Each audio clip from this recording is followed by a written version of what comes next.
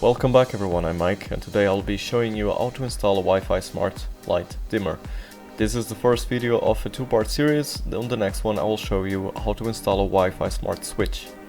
If you are looking for an opinion beforehand, the product was quite cheap and worth every penny for the purpose it will serve. I ordered it from AliExpress and you can find the links in the description below. This smart switch can be triggered either via your smartphone or using the RF remote. Opening the box will reveal the switch and the manual, usually with a QR code for the application you need to control it. This explanation is for dimmer lights, but you can follow these instructions for any other intelligent wall switch.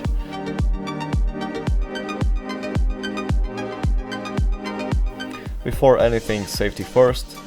Find your home electrical panel, locate the circuit breaker that controls the electricity of the room you will be working in, and turn it off. Also, remember to use electrical gloves. Getting a high voltage shock is no fun and may even be fatal.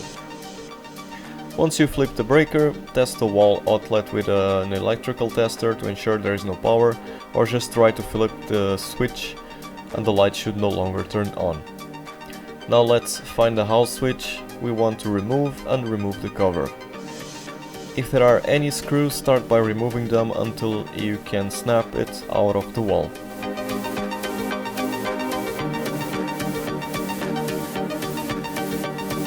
Because I had an extra socket that I never use here, I will also be removing it before starting this installation. The next step is to unscrew the remaining screws so that we can remove the light switch from the wall. Once you are done, it's time to disconnect the wires. They are usually marked with a color, which I will put on the screen now, and remember that not every installation is standard and that different countries use different norms.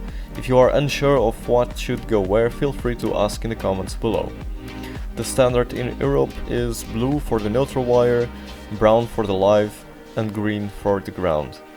The standard in the US is white for the neutral wire, black or red for the live wire, and green for the ground. For this light dimmer we need to connect three wires, the live, neutral and the live one, which is the one leading to the ceiling lamp.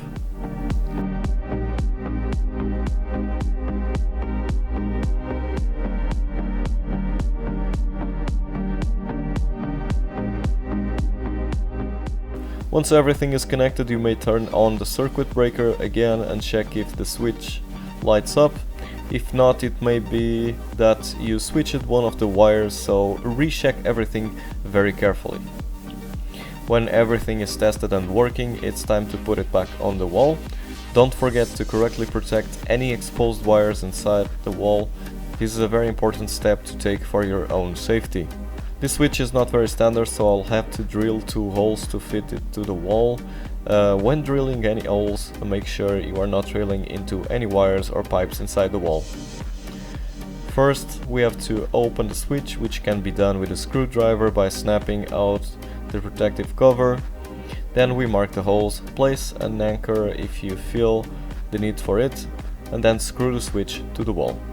Just make sure it is leveled before screwing it to the wall, as you don't want to get triggered by an uneven switch every day. As a final detail, I will be painting the wall around the place where the switch is. Those places are usually more brown than white, because everyone misses the switch once in a while.